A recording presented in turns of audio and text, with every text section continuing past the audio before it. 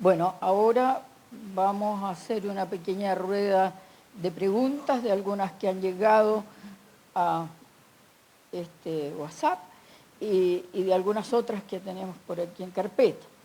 En el día de ayer, en el módulo de minería, Mauro Valdés nos hacía presente que la implementación de esta ley nos iba a enfrentar a un real cambio cultural que iba a tener características particulares, dado que ahora los incumplimientos no son de esos incumplimientos tradicionales que acostumbrábamos en el pasado, sino son incumplimientos que traen aparejadas sanciones penales. Entonces, la idea de esta pregunta vaya para Jorge Castillo, que algo se refirió a esa materia, para que nos pueda profundizar, y si alguno de los otros panelistas quiere hacer algún punto, bienvenido sea. Sí, muchas gracias, Sonia. Claro que sí, estoy de acuerdo con lo que se plantea. Yo estoy convencido que se requiere un cambio cultural. No estoy tan seguro si vamos a ir al 2030, yo creo que vamos a hacer antes y podríamos hacer la práctica antes con las actuales operaciones y prepararnos para eso. Ahí podría haber algún caso base. Y además en la gran minería del cobre también hay casos en que nos hemos visto enfrentados a problemas con el 25Quin, que nos ha desafiado. Hemos tenido algunos casos de extracción de agua tanto en el proyecto Rajo Inca y en Minera Escondida, que fueron temas hoy día, y ahí tenemos vulnerabilidades que nos han afectado y por tanto eso podría romper la regla, Rodrigo, en términos de que todo pudiese ser ceteris paribus si pudiésemos disparar desde ya la producción. No lo tengo tan claro. Lo que sí creo yo es que debemos prepararnos. Me gustó, Francisco Javier, lo que tú dices. No solamente se trata que los gerentes vayan el martes y regresen el jueves. Esta es una cuestión institucional que tenemos que darnos cuenta todos de que este es un cambio cultural real, de que requiere entender que aquí hay lamentablemente delitos asociados al actuar de personas que son dependientes de nosotros. Entonces eso requiere un cambio paradigmático importante. Pero sí me gusta el optimismo de ustedes, la fuerza, el empuje, porque yo creo que, y como lo han dicho, ustedes lo señalan como el caso base, si este cambio cultural se consolida, yo los veo muy entusiasmados, no tengo ninguna duda que esta nueva fase o puerta que se puede abrir en la producción del litio está abierta.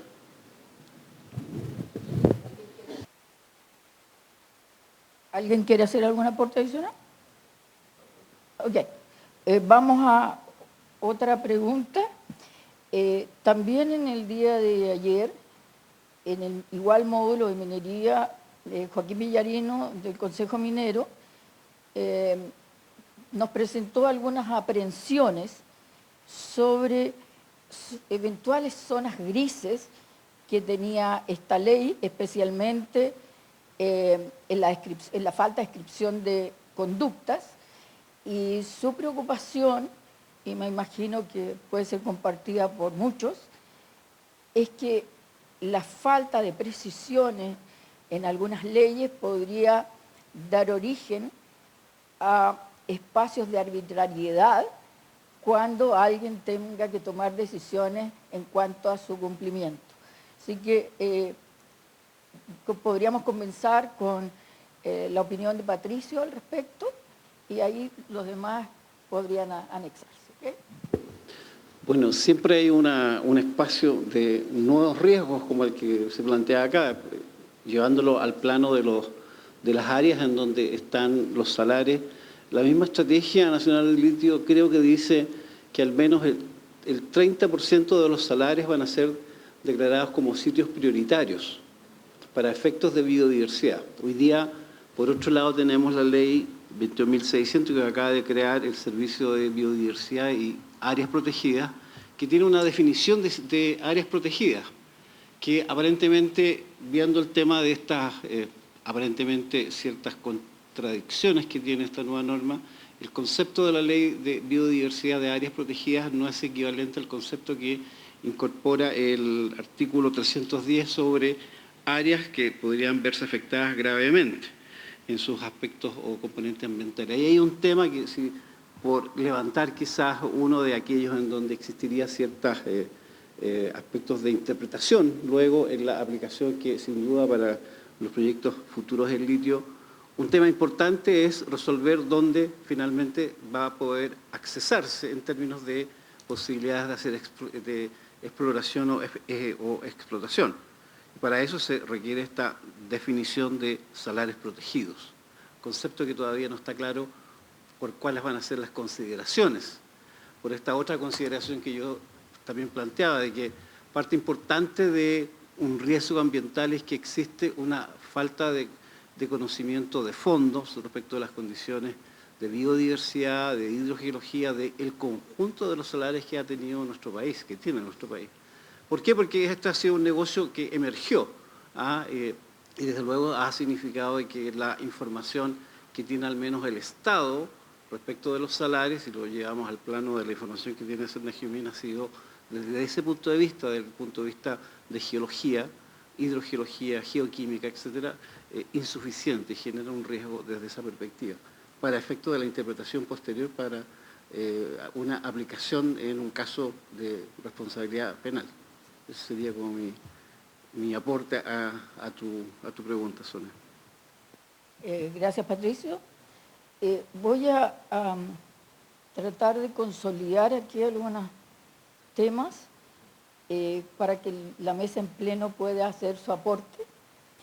Se nos ha hablado en estos 2 días de la importancia de los modelos de prevención del delito que han migrado con esta ley desde una certificación a una evaluación periódica.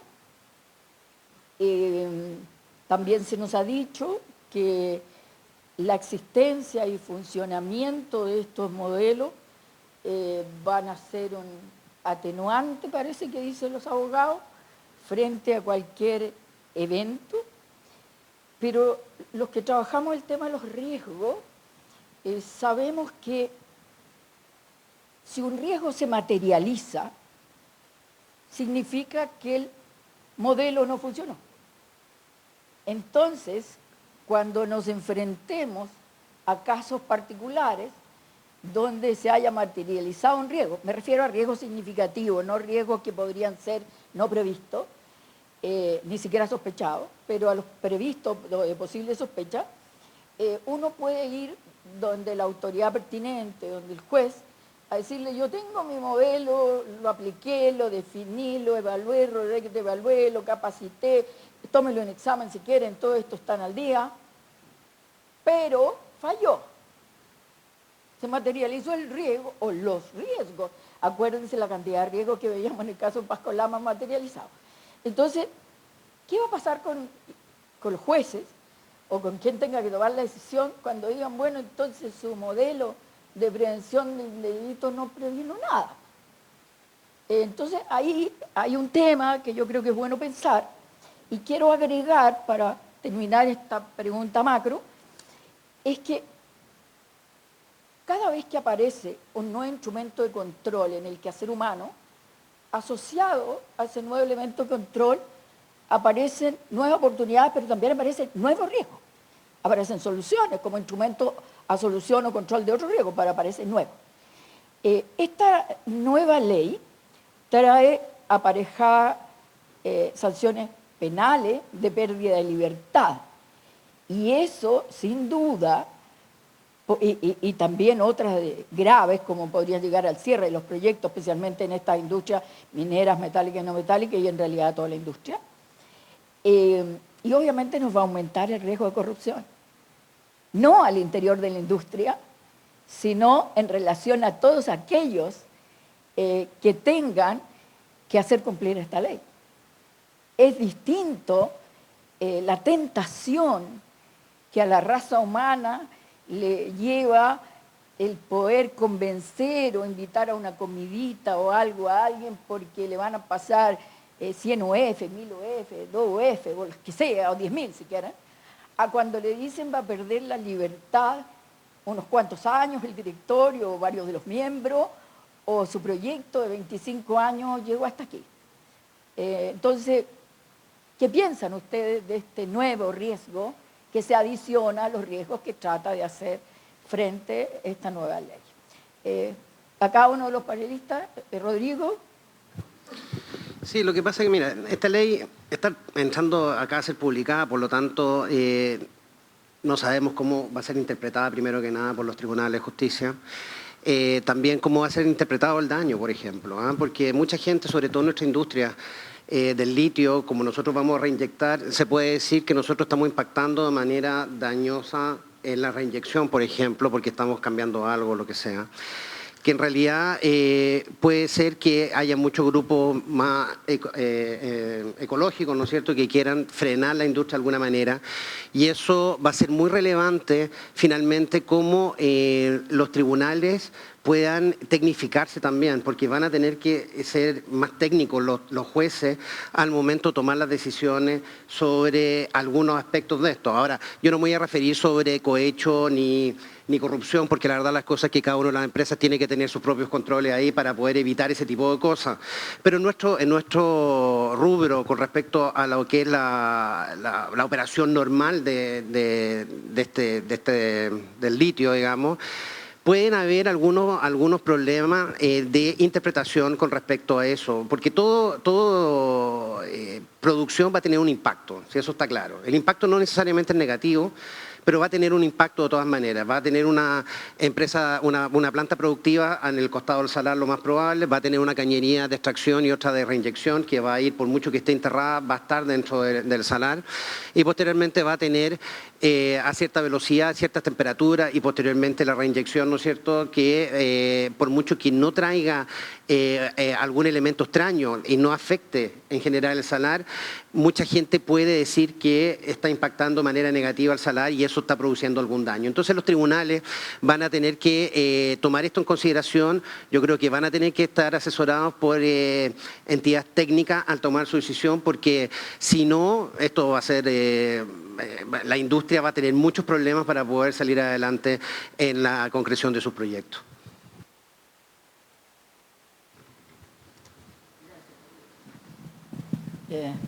¿Alguien más quiere hacer algún aporte? Francisco Javier.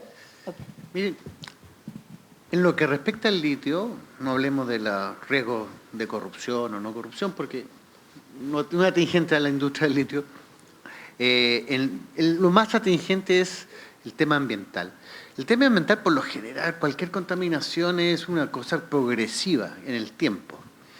Las leyes ambientales en Chile y ahora hay una tendencia distinta, pero hace ya poco tiempo uno veía las evaluaciones ambientales y las aprobaciones ambientales y decía, si es que hay un descenso del acuífero, lo seguiremos estudiando y seguiremos estudiando hasta que el acuífero desaparezca, seguiremos estudiando.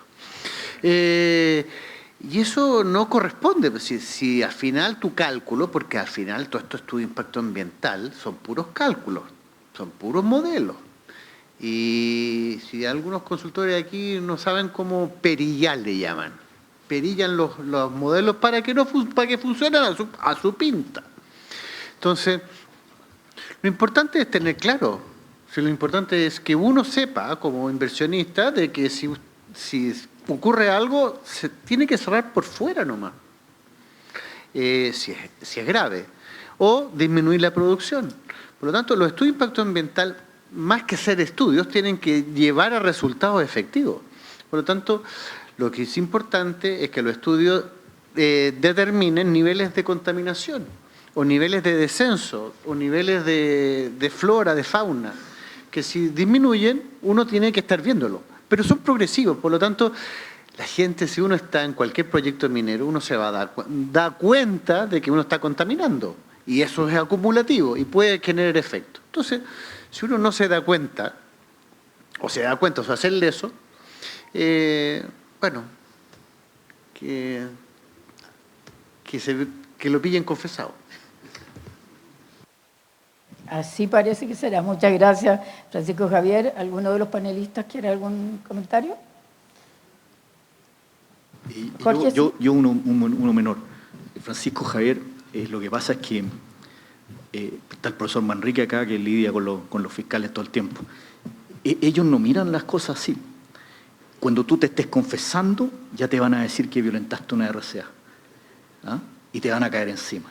Entonces, no miran las cosas, lo digo con mucho respeto, de manera propositiva, no miran nuestros organigramas, no miran las componentes técnicas. Pienso yo que la tipificación, como está redactada, la van a mirar muy fino y van a levantar, o es dable, de que levanten investigaciones penales en materia de compliance, que ya hemos escuchado las sanciones que son muy graves, en ese proceso de confesión o de transiente. Entonces, me parece a mí que es muy riesgoso que en la transiente de ver progresivamente un potencial daño se pueda gatillar un ilícito penal en esta materia. Es ahí una vulnerabilidad no menor para la industria del litio. No discuto que hay un riesgo y un riesgo cierto. Me ha tocado en mi vida encontrarme con algunos fiscales. Pero mira, si estas cosas penales hay que tener cuero de diablo, sociedad. Las cosas tienen que ir a un juez y el juez va a tener que verla.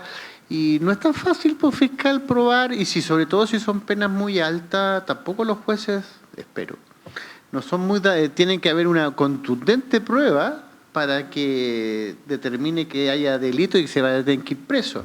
Miren, esto va a tener que ir madurando. Ahora, las cosas van a ir madurando por su propio peso, pero sí, efectivamente el riesgo es difícil y va a haber que asumirlo o evadir, o no estar en el riesgo nomás y no invertir. Que esa es la gravedad de este tipo de leyes. Pero hay que ir tratando de hacerlo con buena fe y de buena manera. Sí, solamente para terminar. En este caso, si los fiscales o los tribunales no son técnicos para poder interpretar esta ley con respecto a la industria, nosotros somos un país minero. Producimos el primer productor de cobre del mundo, producimos otros minerales, el segundo hoy día de litio, pero vamos a quedar cuarto muy prontamente, seguro, eso no hay duda.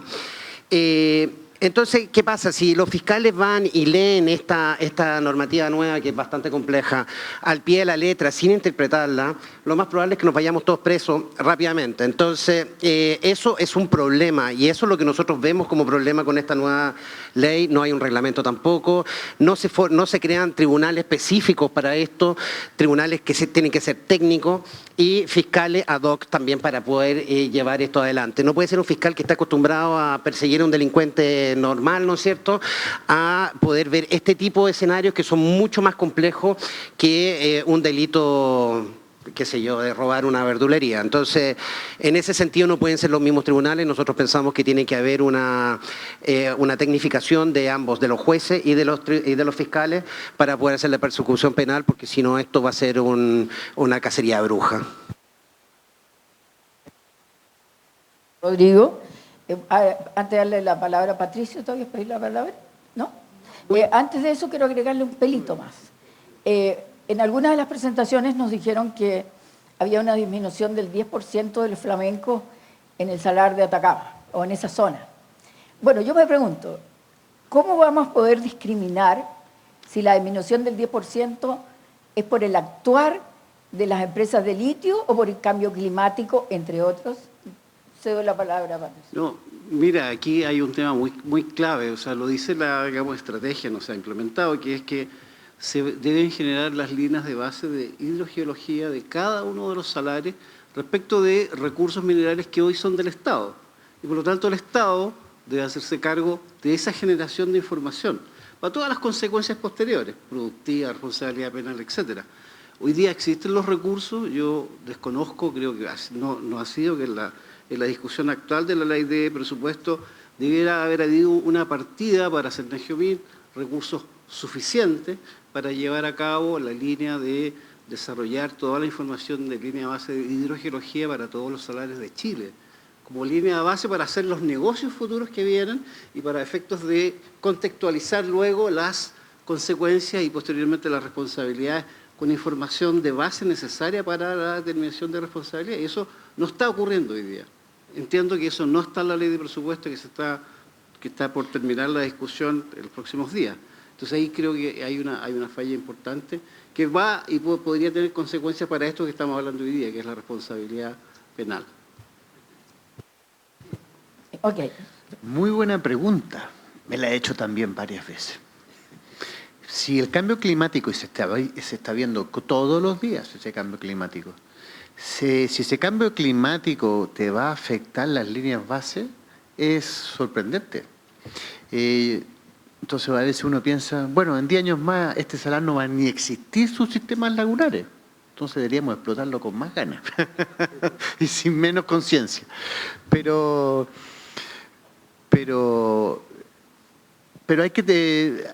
miren, los modelos hidrogeológicos van, si uno lo va alimentando constantemente, van determinando por dónde viene el perjuicio o el daño. Por lo tanto, si hay un cambio climático, no van a estar llegando el agua superficial que generan los sistemas lagunares y no va a ser por ahí el efecto. Por lo tanto, va a haber que estar midiendo, y siempre se mide, si es que uno sigue las líneas, sigue un proceso adecuado de evaluación de impacto ambiental posterior a la RCA. Uno lo va a ir midiendo y va a ir determinando claramente por dónde viene el perjuicio, si es por el lado del cambio climático o por uno mismo. Por lo tanto, obliga a medir y a ser consciente del tema.